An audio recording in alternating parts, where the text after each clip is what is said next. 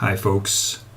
I've talked about consciousness a lot in the past and the idea of the soul, the idea of is there something that survives death or not? What is consciousness? What is the self? All these sorts of ideas. I want to introduce another thought into that I've been thinking about today.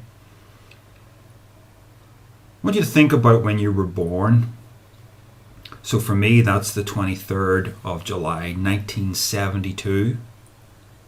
So I could use the phrase, I came into existence on that day. Well, of course, there was the period where I was growing inside my mother and so on. But we tend to have an idea that there is this thing that we call I that starts to exist at a point in time.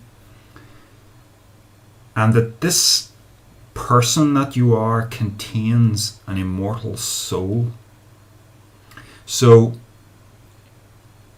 there was a time before you were created. This is the thought, right? This is the way things go in our culture, in our sort of religious culture that we have. There was a time before you that was infinite in duration where you did not exist. Now that you exist, now that you are an immortal soul, the belief is that you will continue to exist long after the body has died, because there is a thing sitting in here that you call the soul that cannot be destroyed. This is the sort of metaphysical tradition that we have inherited through Christianity. I want to try and show you just how irrational that is using an example. Okay, imagine that earlier today I fell into a coma. Now let's say I was tall chalked over the head, to use an expression from A Clockwork Orange, and there I was lying there in a coma for 2 hours, let's say. And then I wake up again after my body has sufficiently healed, and I'm back, and I have no memory of having an existence for the 2 hours that I was out cold. A coma is not like sleep. Sleep is a form of consciousness because we dream, at least part of the night we dream. So I want to use this example of actual unconsciousness. So let me put it this way. For 2 hours today, the conditions returned to the conditions that were in place before I existed. For 2 hours today, it was as if I, as a soul, did not exist. So if you believe in the soul, if you believe that the personality exists apart from the brain, where is it when you're unconscious? Where is the real you when you are knocked unconscious? Because it seems to be that you don't exist. I mean, your soul doesn't continue to be conscious in some sort of dark place that you're waiting to get out of, waiting to wake up from. It just isn't there. You aren't there. In such a profound way, it is just as if you don't exist. And I want you to really face up to that and not rationalize it, not try to minimize what I'm talking about. Imagine, for instance, that I didn't just get knocked out. Imagine I got knocked out and then my assailant took a look at my body and said, "Oh, he's still breathing. I can fix that." And then he hit me an even harder wallop over the head, and he checked my pulse, and I was dead. I was completely dead in a way that I could not come back from. So you who believe in the soul and the afterlife and these ideas, you have to face this notion that here you are, alive, awake. You can be knocked out, which causes you to cease to exist. And then, if after being knocked out, if after ceasing to exist as consciousness, your body then gets killed, you believe that somehow you wake up again. You become conscious again. Do you see how absurd that seems? Where was your soul when you were unconscious? It wasn't there.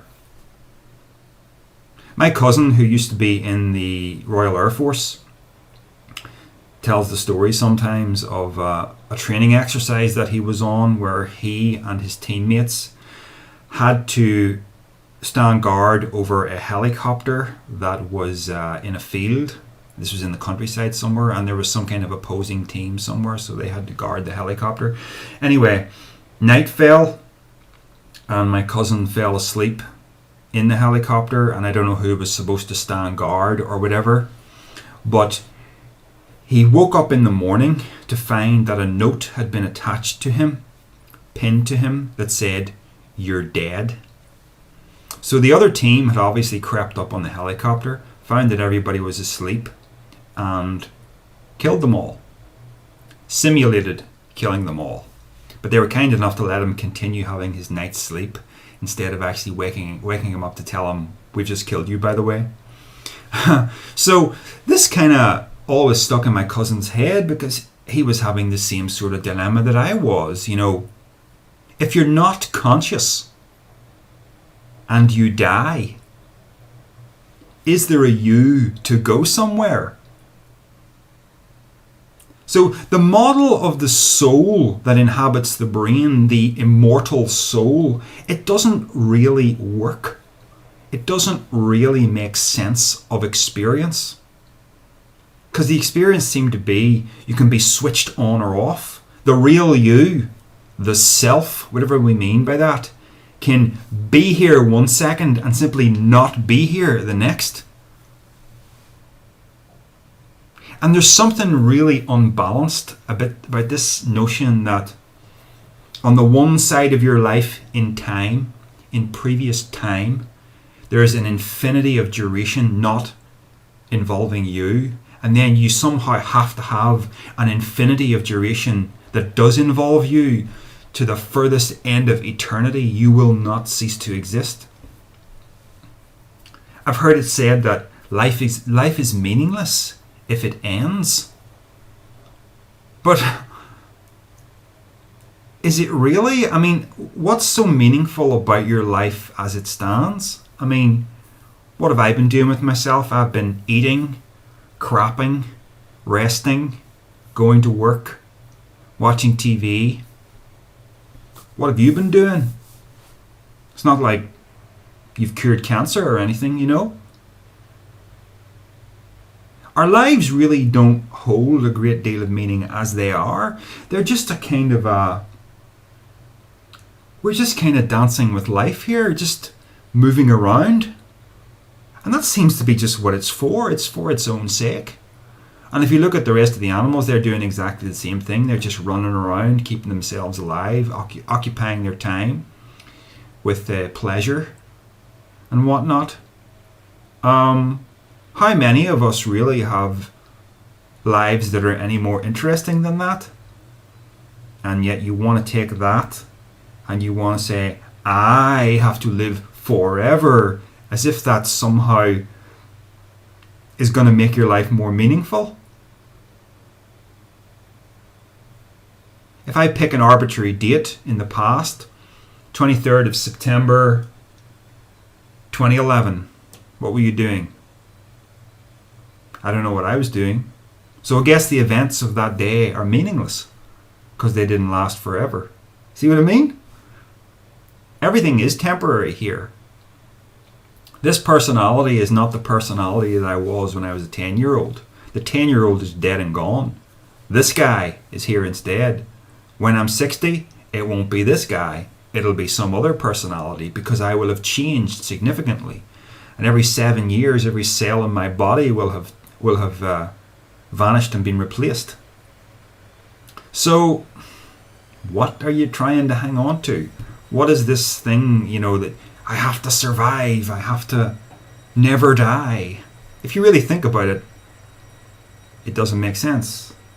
So what is consciousness? What is it to be conscious if it's not an immortal soul that survives death? What is this?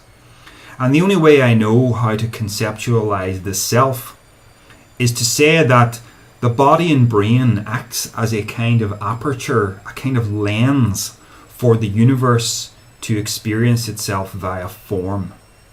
There's nothing actually in here that is you. You are just the universe, and the universe is experiencing itself via your body and mind, via the body and mind that is right there with you. It's also experiencing itself via this body and mind, and every other body and mind. But none of those are the self. You have to move your sense of self to the whole thing. This fits in perfectly with science, which is looking for a field theory of reality. So the idea of a field is that everything's interconnected, everything's entangled, there aren't any separate parts, it's just the field. So you can't have multiple selves within the field. If you are real, then you're the field. And the field experiences itself via this mirage of separation that it experiences via these sort of focal points of consciousness inside different bodies. That might sound very technical and everything, but that makes perfect sense when you think about this scenario of being knocked unconscious that I'm talking about.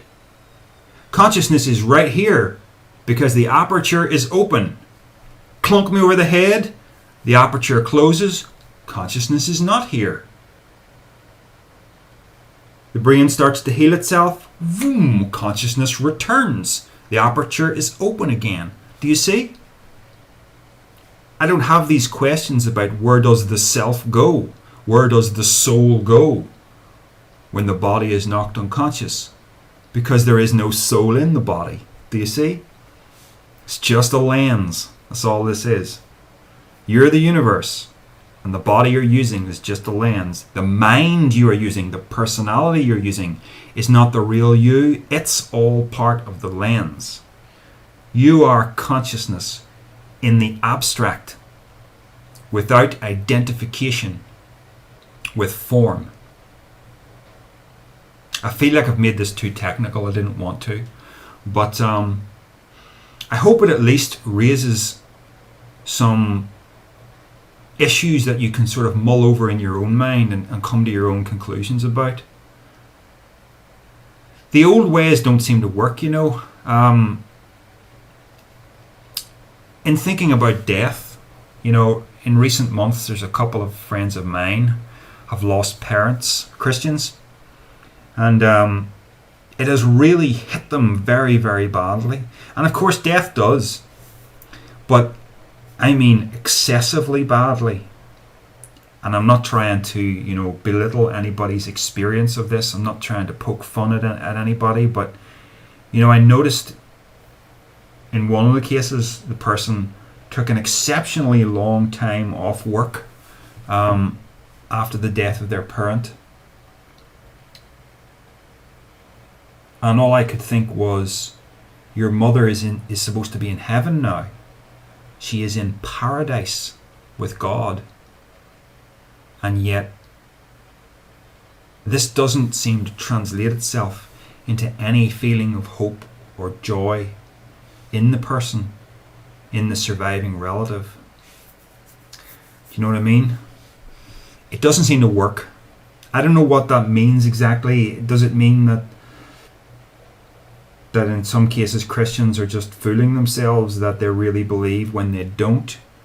I can only speculate. I just know that I coped with the death of my dad 2 years ago, and I cared about my dad, but it did not affect me anywhere nearly as badly to lose him. And I have no thought in my head that I'm ever going to see him again. The aperture of awareness that was operating through my dad's body is closed forever. But the thing about it is, although my dad's personality is gone, never to return, my dad was the universe. Just like I'm the universe. The universe is always alive. And if you want to bring a sophisticated understanding of time into this, every moment of time is the eternal present. So my dad is still alive in 1990, in 1980, in 1970. He's alive. And if I look at a photograph, I see a real slice of time that is only the past from the perspective of the 12th of October 2015. You know what I mean? It's only the past from this perspective in time. And this perspective in time is just an arbitrary moment. This isn't the present. It's all the present. So my dad's not really dead. You know what I mean? He's just dead from this vantage point in time. And death, another way to look at death is to say death is not real. Now, on the surface of things, that sounds like a nonsense statement. But look more carefully at it. What's real is what is happening, and life is what is happening. Death is what is not happening, what is not real. Do you see? If I'm dead, then Darryl Sloan is no longer happening. Darryl Sloan is no longer real. You get it? Death is not an experience that the universe or the self or whatever you want to call it, death is not an experience that consciousness goes through. Life is the experience that consciousness goes through. Death is not real. It's not an experience. Because we have a word for it, doesn't make it real. The experience of dying is real. The experience of getting older is real. But that just means the body that consciousness is in, or the body that consciousness is seeing through, is in a worse condition than it was at a previous point in time. That's all that means. But when the body dies, the aperture of awareness just closes and nothing is happening. There isn't a consciousness trapped in a room of darkness. There's just nothing happening, in the same way nothing is happening in a coma. And that's nothing to be afraid of. Especially if you can bring in the awareness, if you can really shift your sense of self to the notion that you are the universe, that you are all the points of awareness, all through time. If you can really feel that as true, then the moment of your death is like, it's like one leaf on a tree full of leaves. It's one leaf falling off. It's like the tree saying, it's like the tree misidentifying itself as the leaf, going, oh no, I'm about to die. The leaf falls and the tree forgets that it's still alive as the tree. I know that's an analogy, but it's a good one. You can't really die because you're the universe. And there is just this dance of energy, this cycle of life, death, and rebirth forever. And it's nothing to get too worried about and nothing to get too serious about. You know? Anyway, just some thoughts for you to think about regarding life and death.